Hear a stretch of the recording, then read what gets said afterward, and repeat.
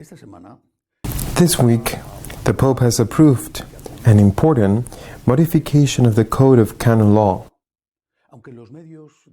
Although the media in general have focused on the changes that refer to the protection of minors, to the punishment of those who abuse minors, including those who spread or possess child pornography, there are other points in this modification of the code that have gone unnoticed and that seem to me very important, especially those that refer to the Eucharist, to the priesthood, and as a consequence, to the Eucharist. For example, I'm going to read some of the paragraphs. For example, in Canon 1379, in item 3, it is said, "Both he who has attempted to confer holy orders on a woman and the woman who has attempted to receive holy orders incur in late sententia excommunication reserved to the Apostolic See, as well as the cleric can be punished with dismissal from the clerical state." The door is closed. He who has tried, says the new canon. He who has tried, it does not say he who has succeeded, but he who has tried. It is saying with this that it would not be more than attempt. That even if the liturgical celebration of ordination of a woman had been done apparently fulfilling all the rules, it would not be more than attempt. The referred ordination would not have taken place, first of all. Secondly, it speaks of sacred orders. Therefore, it is speaking not only of the priesthood, but also of the deaconate. It is closing the access of women to the deaconate and to the priesthood, naturally to the episcopate as well. Moreover, it explicitly says that are punished with late sententia excommunication. That is, automatic excommunication, those involved in the ceremony. Both the one who wants to give holy orders to the woman, it would be a bishop, who are the only ones who can ordain priests, and the woman herself who agrees to it. Automatic excommunication. A person who has received the automatic late sententia excommunication, it may be that as long as it is not public, although he knows, or she, if it is a woman, that he is excommunicated, can continue to exercise his ministry, in this case, for example, of the bishop.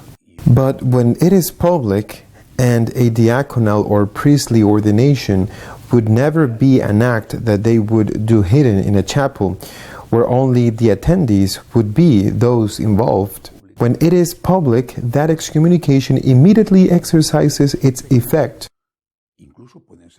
They can even be expelled from the priesthood, from the episcopate.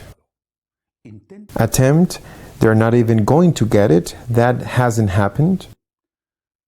To all holy orders, including the deaconate, and excommunication to the one who attempts it, both to the bishop and the one who intends to confer the orders, as well as to the woman who intends to receive them. It is a door definitely closed and very clear, categorical. These are not the only canons that make reference to the Eucharist and other disobediences to the Pope's orders, although they are not as clear and categorical as this one. For example, Canon 1371 in the first item says, "Whoever does not obey the Apostolic See, the ordinary or the superior who legitimately commands or forbids him, and after admonition persists in his disobedience, must be punished according to the gravity of the case with censure or deprivation of office." This could be interpreted as affecting those who have made the blessing of homosexual couples when it was explicitly forbidden. Surely it is more debatable because the excommunication of those who try to ordain women is very clear. This is possibly more debatable, but it is debatable.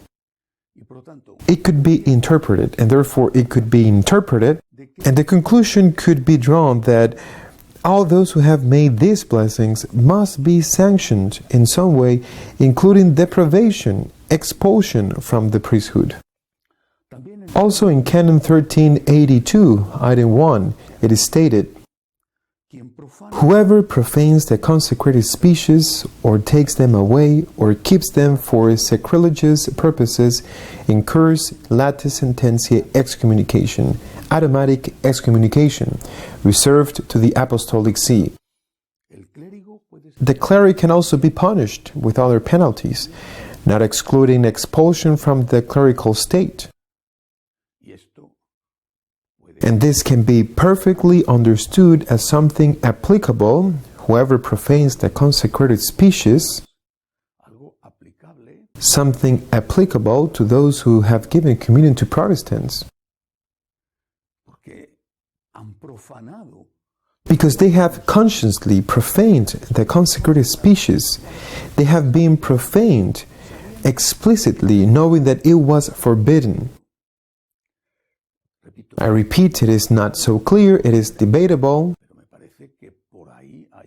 but it seems to me that there is a way to go against those who are profaning the Eucharist. The Eucharist is the most sacred thing that we Catholics have. It is the body and blood of Christ. It is the Lord. Whatever is done to defend the Eucharist is necessary to do it.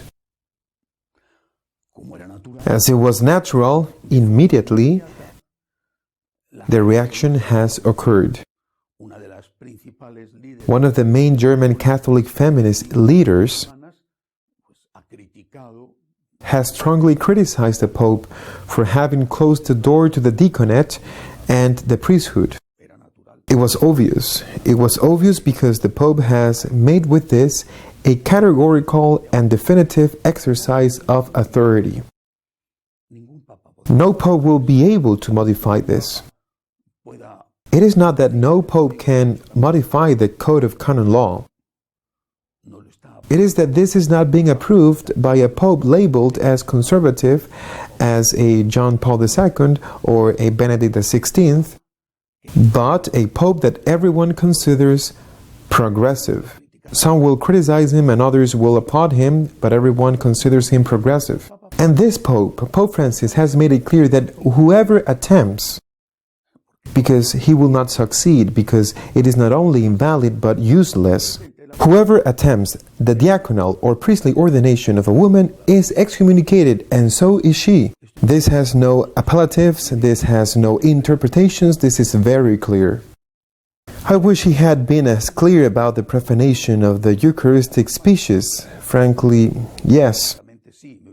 I wish he had been clearer and had referred explicitly to priests who give communion while being aware that the one who received communion should not receive it. This would have also included the one who gives communion to the abortionist politicians. Well, I believe that we must value what has already been promulgated with this reform of the code, which is a lot and very important because by defending the priesthood, the Eucharist is defended as well. And we must continue praying that the reforms continue to take place, and may the Eucharist, which is, I repeat, the greatest thing we have, always be protected, defended, honored, and loved. See you next time, God willing.